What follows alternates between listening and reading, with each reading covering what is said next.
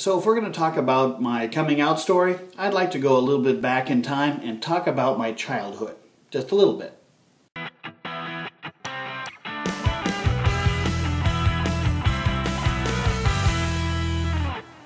So I had a great childhood. Had two lovely parents who raised my two older brothers and me in just a wonderful family right next to the school and provided for everything. There wasn't any activity I wasn't allowed to participate in. And as being the youngest of three boys, and especially with my brothers being 5 and 6 years older than me, I was treated like an only child. And I just reveled in that. My parents provided every opportunity they could so that I could learn whatever it is I had an interest in. And for that, I will be forever grateful. So with a great childhood, I had all the opportunities laid out before me. Only along comes puberty, and it has a different idea. So I start hanging out with guys, I start experimenting with guys. But it wasn't until I was cast in this play in 8th grade called The Hobbit, where me and 7 other people, some I knew, some I didn't know, all came together to be in a play. Turns out there were 8 guys, and we all had very close quarters, and I really liked that a lot. And that's where I met David Watson. So there was one guy, David Watson, who started to return the affection that I was providing. And it wasn't anything spectacular. It was just, touching knees in a particularly crowded scene when we're all huddled together, or just the way that we looked at each other when we were coming in and horsing around in a dressing room. So that spring, when I was doing lights for one of the local variety shows, I decided to go ahead and invite David to run the follow spot in the light booth with me. And that's where, during one particular scene in the show, where there was about 20 minutes of performance and there were no lighting or sound cues that I had to worry about, David and I would usually play cards. And one night, instead of playing cards, it became physical. And in that 20-minute span, we were able to experience, or I was able to experience, my first time of having any kind of sexual activity with another man. Granted, it wasn't anything spectacular. After all, it was during a performance, but it was still something that I realized I was no longer alone, and that there were other men like me who were attracted to other guys.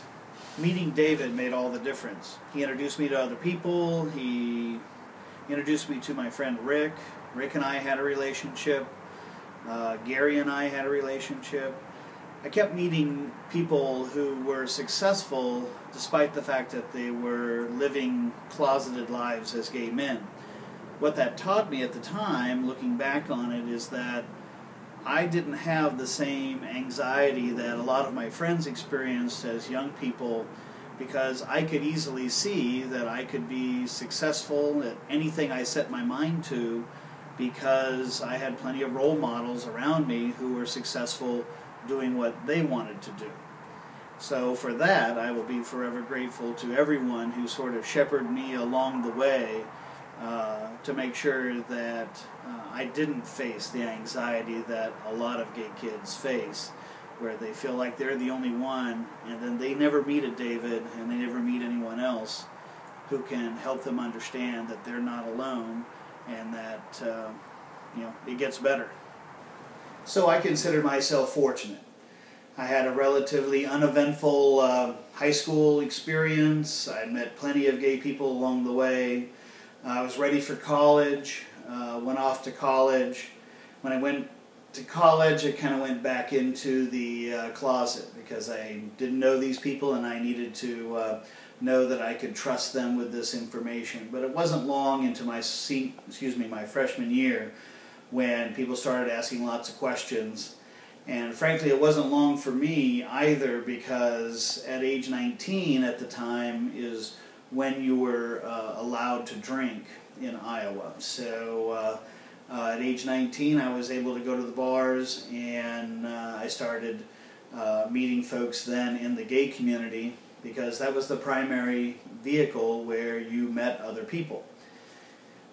It was then after I'd already left college and decided I could no longer tell lies to my parents or change pronouns when trying to describe someone I was excited about, that I decided to come out to my family.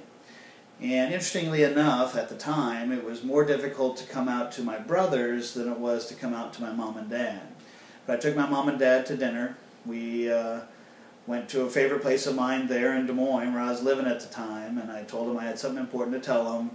And they sort of, I could kind of tell, braced themselves. And the funny thing is, when I told them that I was gay and I was dating a guy named Tom, my mom, her first question was can I ask you a question? And I said, sure. And she goes, do you have a drug problem? And I said, I just told you I'm gay. What does the drugs have to do with it? And she said, oh, we just noticed that you're not very good with money, and so we thought maybe you were spending it on drugs. And that goes a long way to explaining how my family sees this issue as really a non-issue. Because here's my mother, more concerned about whether I'm good with finances and doing drugs than she's worried about the fact that her son just told her he's gay. It gives you some insight into my family and how fortunate I am to have a family who just loves me and believes in me in any way they can, and is always there for me. And for that I'm very grateful to have that kind of love and support, and truly unconditional love. And I love taking people home to meet my family so they can experience exactly the same thing. So that's my coming out story. It started out where I was just finding out for myself in junior high and high school, and then came out to my family at age 24 and have never looked back. It's just been one great day after another, and that's thanks to having a great family who's always there to support me. I hope it helps. Any questions, let me know.